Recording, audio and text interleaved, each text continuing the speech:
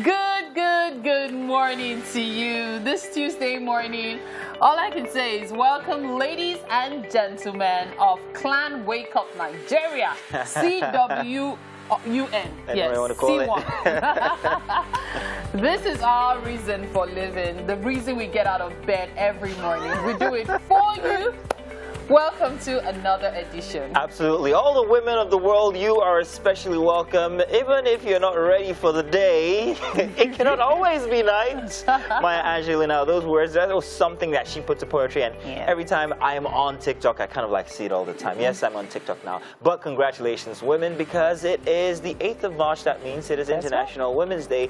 We'll be talking more about that. Thank you very much and welcome. It is indeed Wake Up Nigeria. So while the men are celebrating women today, because as I said, International Women's Day, I should let you know that each year the International Women's Day is given a theme which often relates to contemporary events, trends and struggles.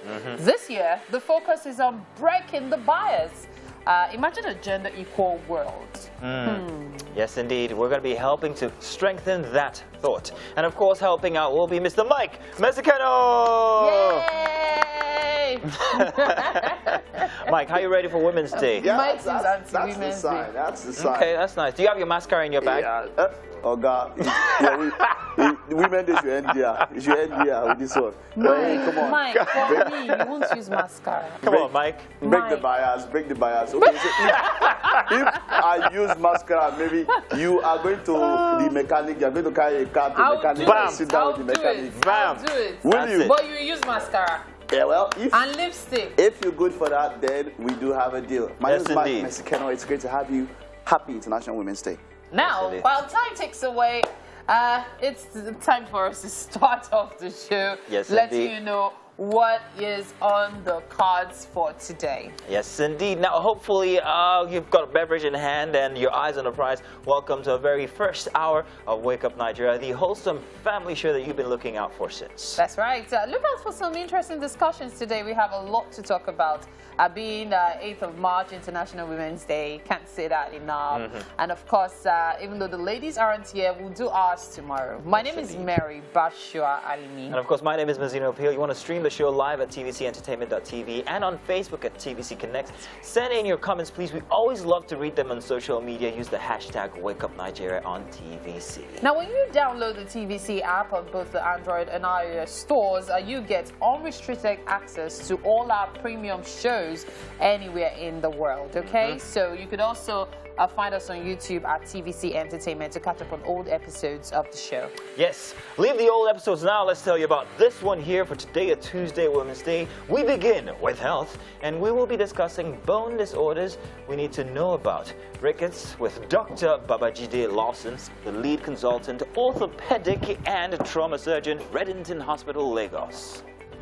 And do you yell rather than connect with your kids?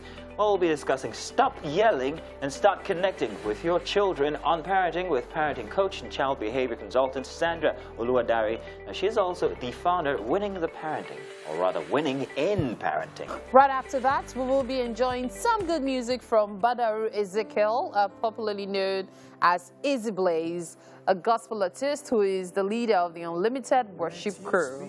Oh, you're welcome. 8th of March, congratulations to you. Someone asked and if I was all attending women a out wedding there. ceremony. Yeah, Amen. you had to Thank dress you. the part, didn't you? Yes, of course. It's International Women's Day, and we own ourselves with pride. Yes, indeed. Yes. And, by the way, we must tell you that just even after our Wake Up Nigeria show here, Your View has a very special broadcast today. That's right. The 8th of March for Women's Day. That's because they are going to be broadcasting from not the studios, but outside for an interactive session based on the theme for this year, 2022, Breaking the Bias. And, of course, it will be broadcast live into your homes. You guys get to share, also perhaps even interact as well from wherever you might be. So look out for that one. What do you plan to do for women today, Mike? We do something for them every other day. What do you plan to see? Simple question. We do something for them. But yeah, you see, this is the first of 5 that are coming. First of like 6 Women's Day. It's not Women's Day. After this Mother's Day. Mother's Day. No, mothers are men, Abi. Very many Mother's Day in every single year. Not all That's women a are fact. mothers yet. We're here to celebrate you, and today should have been Wonder Women all together. Yes. Back to back. So that you will come to work. But you, No. no, We'll be you are talking supporting. about breaking the bias. There's Break- you know, but I must say that in maybe not everybody would understand or can relate with the theme, but in many parts of the world, it is not the same. I know in countries like Saudi Arabia, things are becoming better. Women are now allowed to drive. Do you believe that? Like women were not allowed to drive? that's just a mundane and ordinary. And you're like, how women could you not go to a shop or a store without a man? You had to go with somebody. That's even too far. Even here in Nigeria, certain cultures still have certain restrictions for women, which is, you might find very, very like out here, like, well, we're in Nigeria. Outlandish and all of Very that. outlandish. And it doesn't even have to be up north like people are stereotypically thinking, actually. But even within our local environment, you still have cultures that For some restrict days women. now, trending on social media has been the incident of that child who died in daycare. And it's also brought to forefront the challenges women face raising their children. And I find it worrisome that women are still facing certain challenges that men could have actually assisted in. Yes, things are changing. More men are taking responsibility, knowing that they are not babysitting, for example, but actually parenting. It's equal responsibility. But it's a good thing to see that. You shared something yesterday evening on our general group about the lady who had to yesterday morning. work. She had to work so hard every single day, take care of her baby, and then run off to work. And then one time she was running late and had to leave her baby with the security man at the crèche. It told me I had to send a message to my wife and say, thank you very much for everything that you do for Rain. Jennifer, I really appreciate you. You have no idea. I can't imagine all that you go through. And I'm taking this day to actually say thank you very much.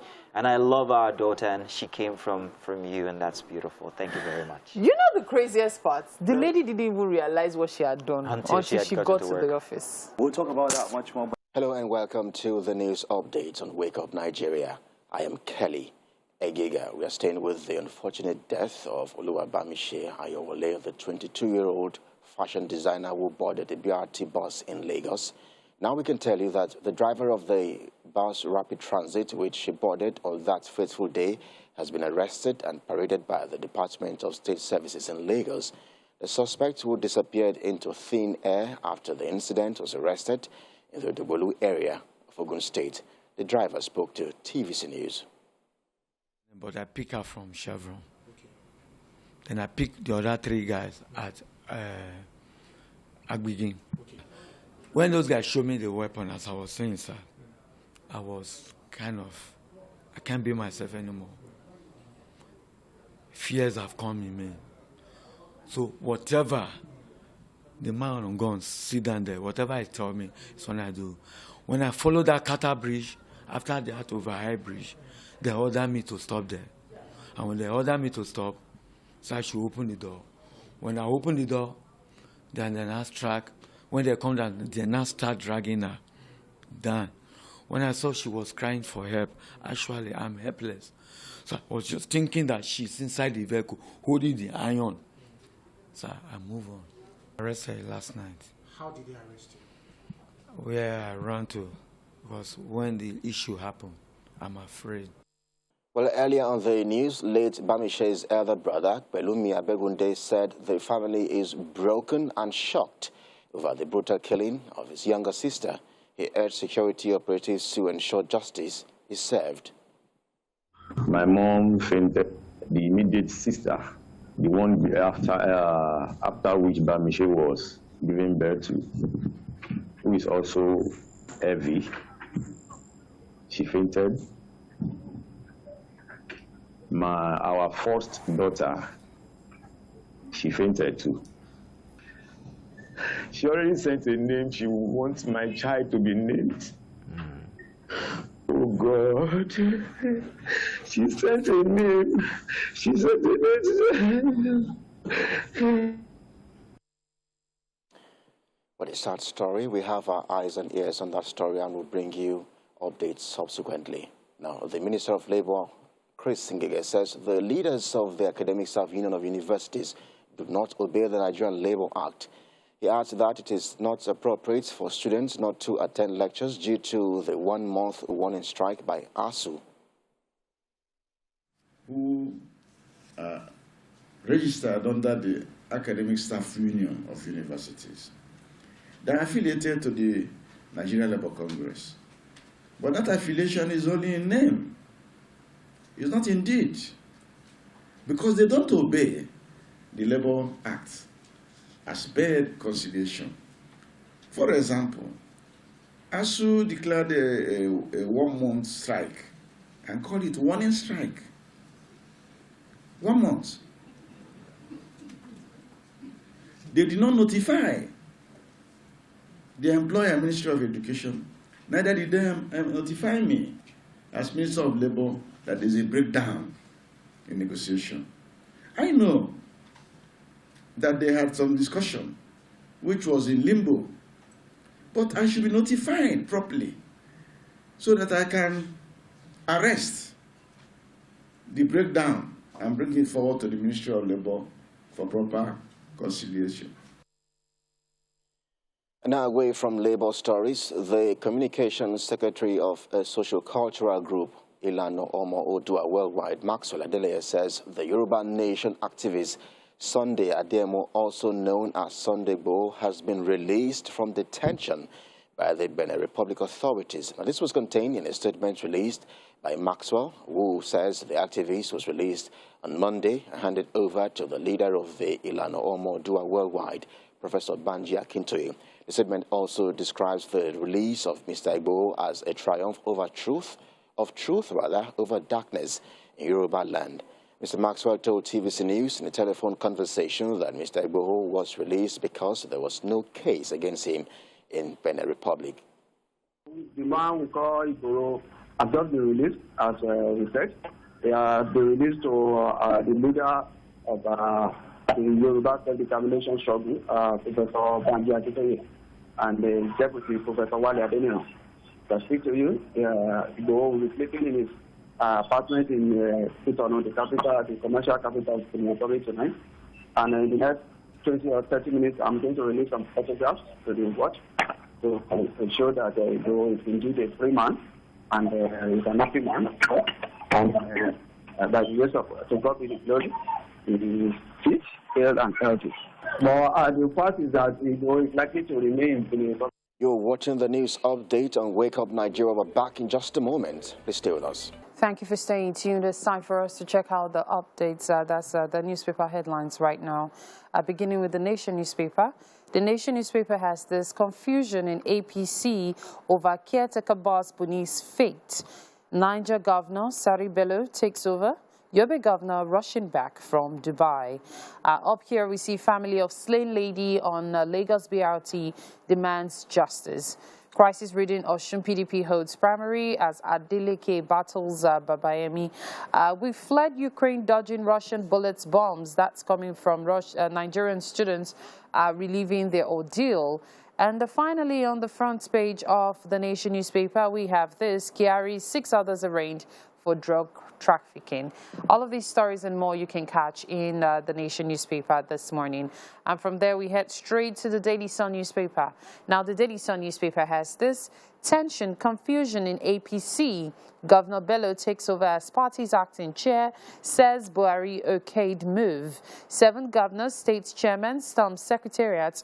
APC averse to internal democracy coming from Wike. Reps endorse Adamu as a party chairman.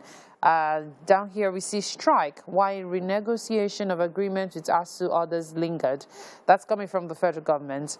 Gives committee 3 months to renegotiate pact with lecturers. Cocaine deal, Kyari others arraigned, denied charges. Ex-RT boss pleads to be remanded in NDLEA custody. Up here we have IPOB and masks unknown gunmen sponsors in sawdust. Federal government warns against recruitment of Nigerians to fight in Ukraine. All of these stories and more you can catch in the Daily Sun newspaper this morning. From there, we move straight to the Punch newspaper. Now, the Punch newspaper has this: governors dump Buni, back Bello as confusion reigns in APC. I don't know Benin's position. I have Buhari's blessing, says Niger governor. Benin remains chairman. Governors behind him on treatment abroad. That's coming from an aide. No change of leadership in APC, declares caretaker panel secretary. Up here, we see Buhari approves houses for 1994 Super Eagles players. Up here as well, we see NNPC moves to acquire federal government's power plants, meets BPE. Customs bow to pressure, suspend evaluation of imported vehicles. That should be evaluation, which of course has been the subject of conversation for a while now. Here we also have drug ring. Kiari, others remanded, co-accused plead guilty. And finally, missing ladies' corpse recovered. BRT driver arrested. Lawyers tackle Lagos. All of these stories and more, of course, you can catch in the Punch newspaper today. This should be the final paper for this morning, the Guardian newspaper. The Guardian newspaper has this: APC crisis, why Buhari approved Buni's sack. Parties neck to ratify CCPC's chair removal next week. Bello mom as group decries dismissal. Ex-PGF DG explains his misdeeds. Here we also have excitement as Benin Republic grants Igboho conditional release. So many stories you can catch on the front pages of the newspapers this morning, and of course inside the papers as well.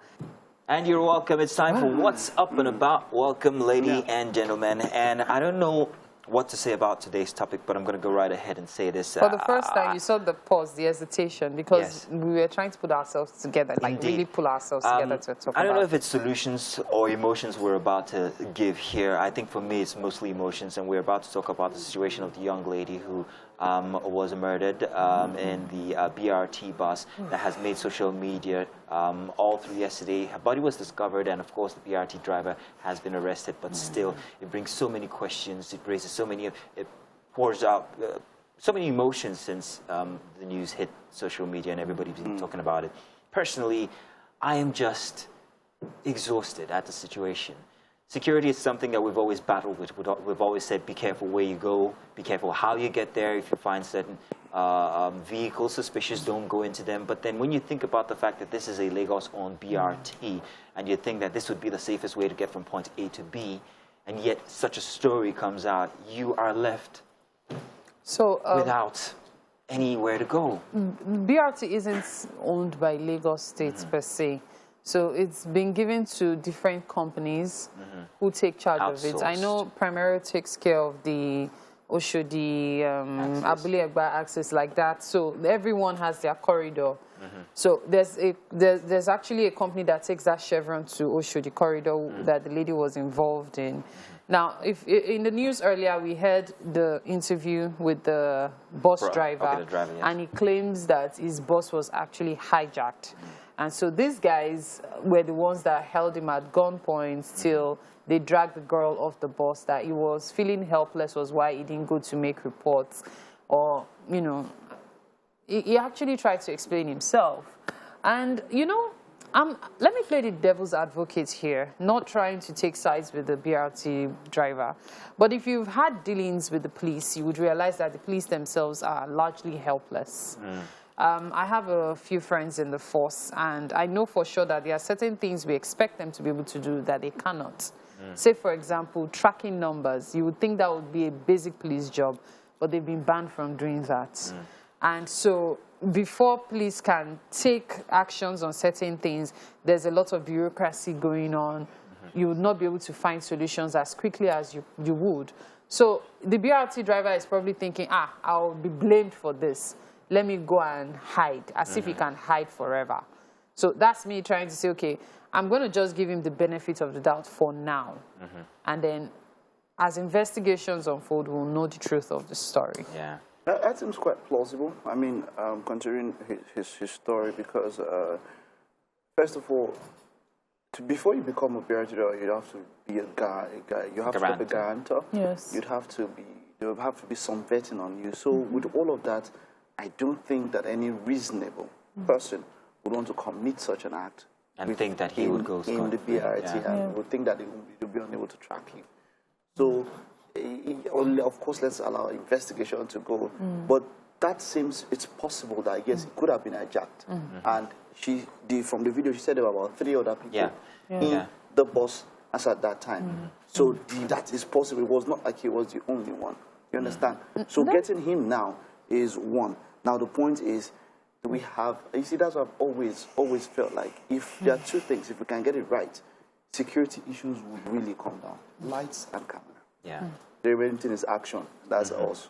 Very, very true. Lights and cameras. If we can get lights at almost, of course, that was in the dark, and then we can get cameras, we can see who entered where and identify the person. If this was in some other countries, it's not a problem.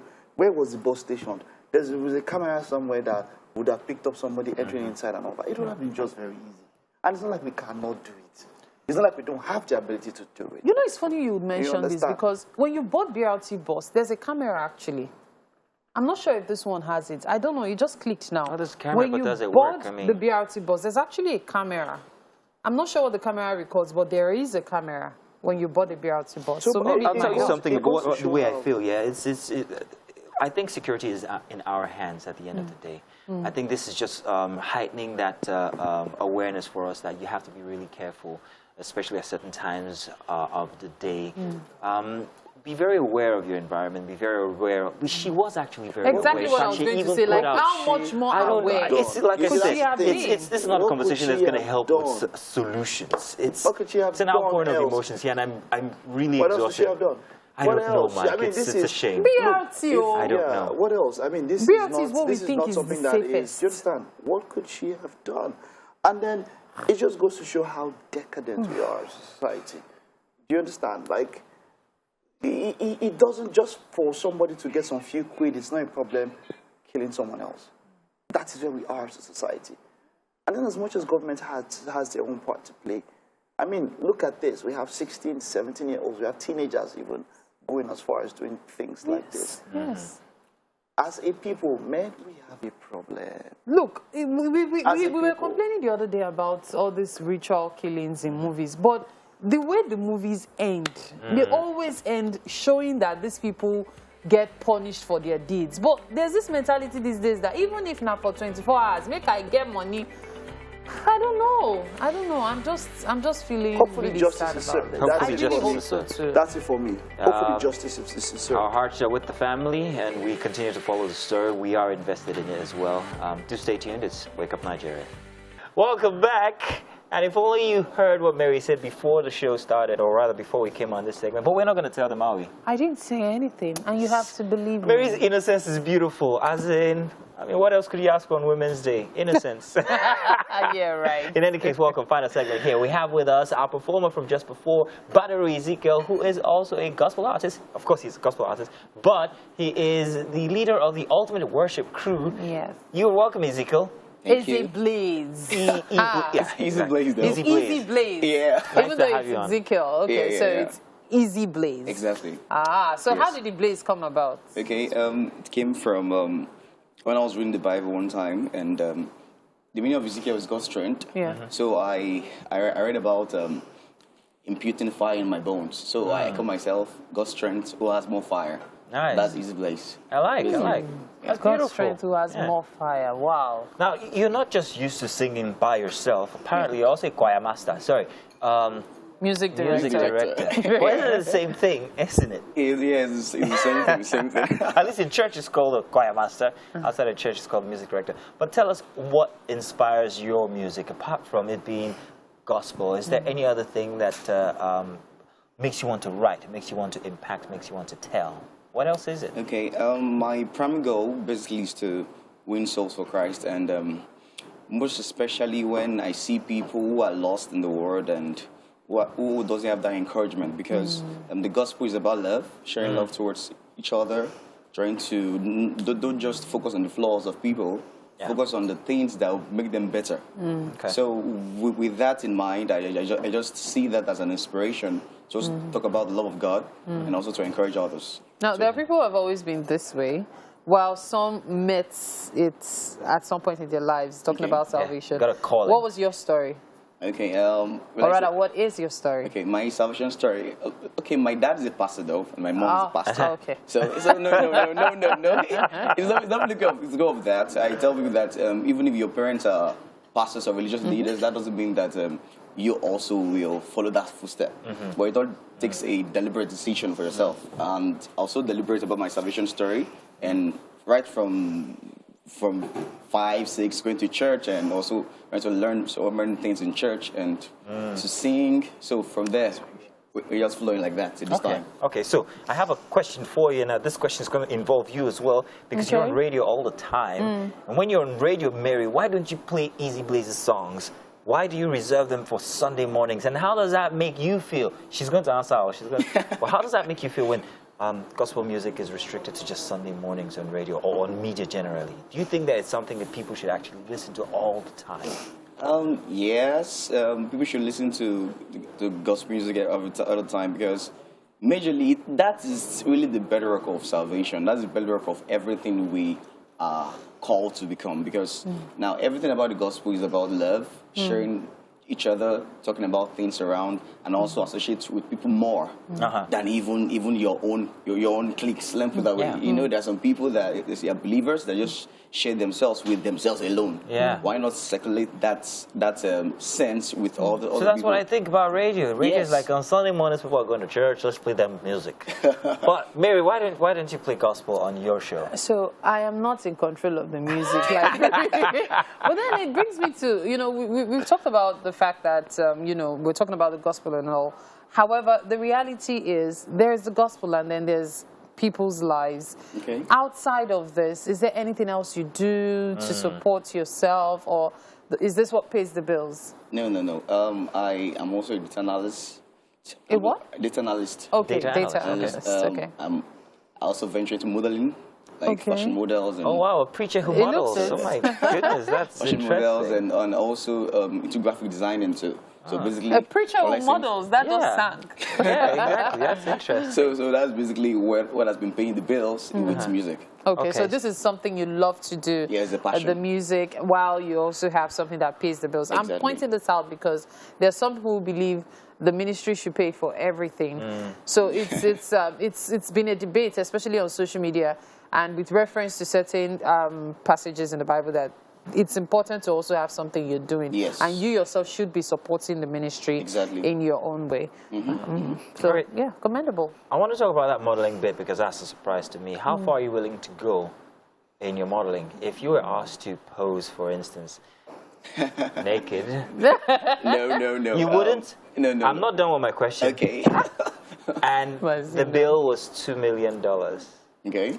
Which you could donate to the ministry. Let the preacher speak for himself. Sorry. Okay. This is not temptation or anything. It's just a question. All right. Would you?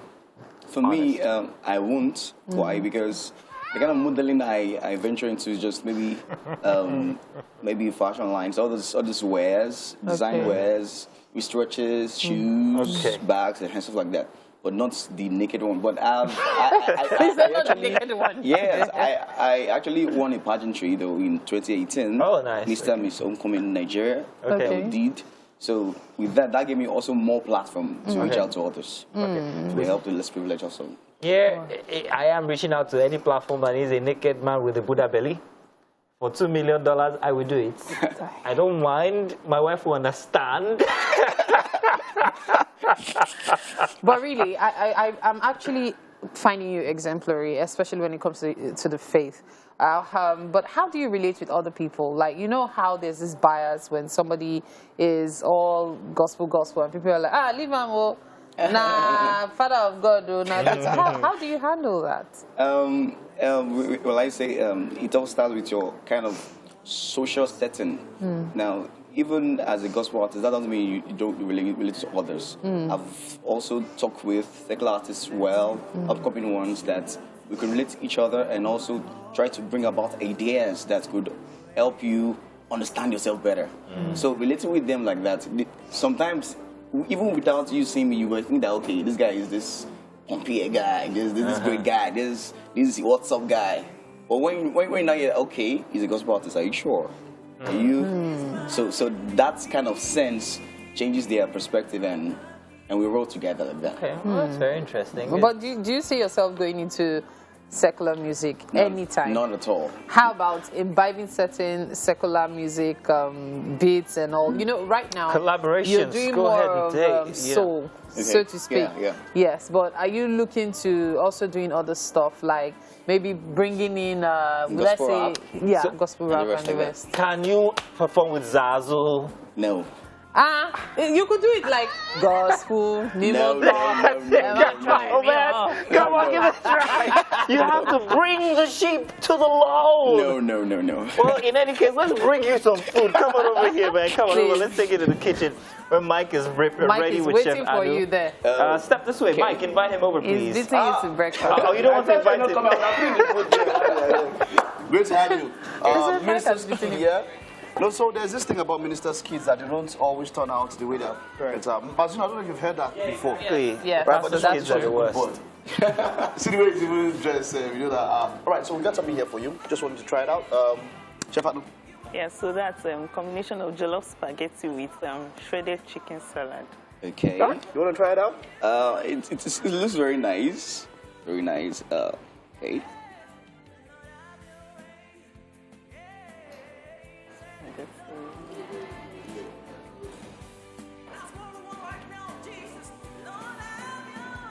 What do you think about it? You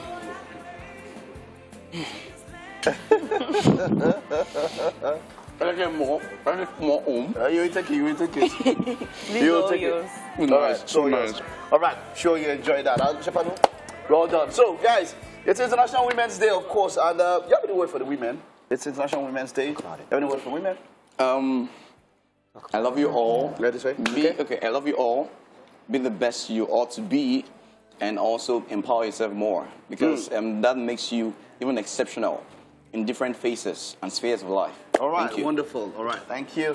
Mazzino, you have any word for okay, no, you give me, it's okay, it's okay. I've given so much. You give a lot. Yeah, but Mary would like to say something. Yeah, I was going What to say that your view is broadcasting from Whitestone today, so it's a special broadcast. You don't want to miss this from 9 a.m. Yes, indeed. All right. Thank you. And a big shout out to everyone who was part of the show today. Happy International Women's Day. We'll see you tomorrow. Bye-bye.